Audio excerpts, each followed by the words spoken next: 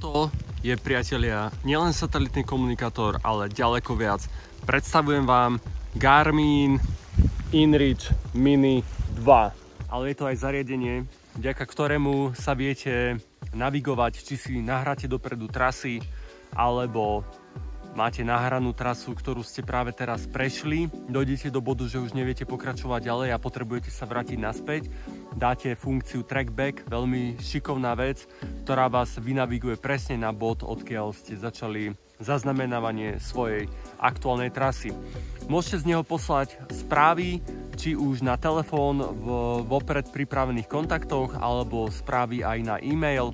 Využíva sa na to satelitná sieť Iridium, to znamená, že je tam vytvorená parádna sieť satelitov, ktorá komunikuje medzi sebou, a tým pádom, že sú tieto satelity takto nízko a je ich takto veľa, tak oni medzi sebou komunikujú a to pokrytie je výborné. Samozrejme potrebujete byť na otvorenom priestranstve, aby vám to fungovalo, čiže to nebude fungovať v jaskyniach, v budovách a pod zemou. Tým, že to je vlastne tak nízko, budú na to stačiť takéto malé vysielače, ako je InReach Mini 2, ktoré majú dostatočnú silu na to, aby vysielali správy o vás, vašu polohu týmto satelitom a prenašalo sa to ďalej na internet. Priatelia, na to, aby ste mohli používať elektroniku bezpečne v horách, na ktorú sa tak potrebujete spoľahnúť, musí byť tá elektronika odolná, a práve preto je toto len časť toho, čo to zariadenie musí vydržať. A nesme s ním ani cuknúť.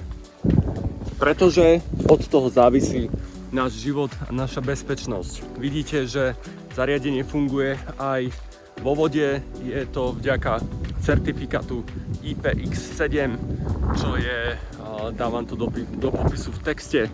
A samozrejme je to nárazovzdorné, prachuvzdorné, vodevzdorné a je tam aj nejaká garancia v rámci pádu do výšky. Zariadenie je pogumované, maličké, vyzerá to ako taký malý telefón a má to displej o tejto veľkosti.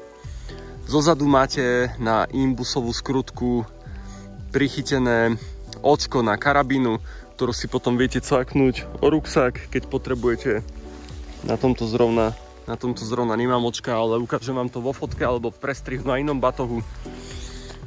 A tu máme tlačidlo SOS, ktoré je kryté práve preto, že ho nezapnete náhodou. Je to tlačidlo, ktorým aktivujete medzinárodné záchranné zložky. Oni sa vás snažia kontaktovať. Keby sa nedarilo s vami kontaktovať, tak vysielajú rovno lokálny záchranný tím, ak to počasie dovoľuje, na vašu pozíciu, odkiaľ ste vydali tento SOS záchranný signál. Ja som InReach Mini 2 používal prvýkrát v oblasti Lanzarote na Kanárskych ostrovoch, kde som bol behať na lokálnych sopkách a nebolo tam pokrytie operátora. Bol som z toho prekvapený, lebo to bolo relatívne blízko obydlia, ale mal som k dispozícii tento komunikátor, takže som cezeň v kombinácii s aplikáciou písal správy svojej priateľke, že kde som, kedy cca prídem. Osobne viem presne, kedy by som to potreboval v minulosti.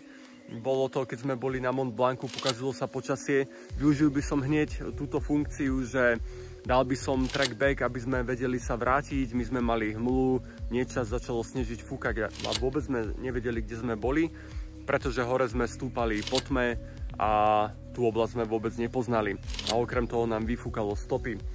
A niektorí hovoríte veľmi sebavedomé na internete o tom, že je to výdobytok novej doby a nie je to treba a ľudia sa nevedia bez toho zaobísť. Opak je pravdou, ľudia sa vedia bez toho zaobísť, ale poviem vám, že by som veľmi rád mal k dispozícii vtedy toto zariadenie, pretože môj telefón bol vybitý, parťaci tam neboli a všetci skúsení, ktorú trasu poznali, tam neboli tiež a viditeľnosť bola nulová. Takže bol aj taký super názor, že zošitík a predpoveď počasia a všetko vyjde. Treba sa na seba pozrieť trošku kriticky. Možno tieto názory dokážu panovať, ak ľudia neboli na expedíciách alebo nechodia do veľkých hôr.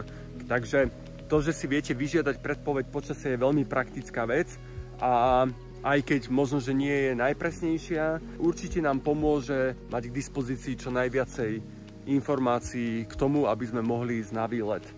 Garmin InReach Mini 2 má 5 tlačidiel, 2 po boku, 2 po druhom boku a to SOS tlačidlo a ešte vlastne 6. má tlačidlo na power. Menu má veľmi jednoduché, tu ho ovládate šipkami zo strany. Máme tu správy, či sme nejaké dostali, zapnúť a vypnúť sledovanie, navigácia. Počasie veľmi oceňujem. Predstavte si, že ste v oblasti, kde nie je telefónny signál a vy potrebujete spraviť a získať predpoveď počasia. No ak máte satelitný komunikátor, tak tú predpoveď si viete vyžiadať a ona vám príde na najbližšie dni a na konkrétny deň, ktorý ste o ňu požiadali, vám príde aj hodinová predpoveď. Predpoveď počasia sedí, zariadenie odošle moje aktuálne GPS a na tieto súradnice sa spraví predpoveď počasia a znovu pošle na zariadenie, čiže 80% na pravdepodobnosť dažďu. Vidíte, že sa naplnilo, ale je fajn. Som rád, že som tu práve teraz ja. Keď si dáte sledovať aktivitu, tak vám zaznamenáva tú trasu podľa toho, či máte vyššiu alebo nižšiu intenzitu zaznamenávania bodov a taktiež vyššiu alebo nižšiu intenzitu odosielania týchto bodov na internet, či už vášmu kontaktu alebo jednoducho odosielanie na internet s možnosťou zdieľania tohto linku. Keď som sledoval, koľko batérie mi míňa používanie zariadenia InReach Mini 2, tak som zistil, že pri trackovaní najvyššou hustotou a častým odosielaním bodov na internet som za 4 hodiny minul 8% batérie. Na to, aby ste mohli používať toto zariadenie, potrebujete používať satelitnú sieť Iridium a Iridium má k dispozícii viacero programov. Iridium plán si viem skontrolovať v podrobnostiach plánu. Ja mám Advanced plán, neobmedzený signál SOS, 40 textových správ, neobmedzené kontaktné správy, neobmedzené body trasy, sledovanie bez obmedzenia v 10-minútových intervaloch, alebo častejšie to ste videli, že mal som aj 2-minútový interval k dispozícii. A viem si ešte skontrolovať spotrebu dát, aby som mal prehľad, či som sa zmestil do programu, takže mám odoslaných 6 správ a odoslaných 57 bodov, čo je v mojom prípade v pohode. Plánu máte k dispozícii viacej, takže sa dá vybrať aj napasovať konkrétne to, čo potrebujete. Zariadenie si nabíjate cez USB-C vstup, ktorý sa nachádza na jeho ľavej strane pod gumovou krytkou. Veľmi dôležitá vec, nezabudnite si vypnúť po skončení aktivity svoje zariadenie, aby sa vám nevymlatilo, keď budete mimo signálu, lebo takto by vám zhaslo aj za jednu noc, pretože sa stále snaží dohľadať signál. Priatelia, dúfam, že vám pomohli moje skúsenosti s týmto zariadením InReach Mini 2 od Garminu, že budete mať viacej upratané v hlave vďaka tomu a že ste sa dozvedeli všetko, čo ste sa potrebovali dozvedieť, a keby ste mali nejaké otázky k zariadeniu alebo na mňa, tak mi kľudne napíšte pod toto video a ja sa vám budem snažiť zodpovedať v rámci možností, ako budem vedieť. Ďakujem vám pekne za pozornosť, vidíme sa na horách a držím vám palce. Čauko.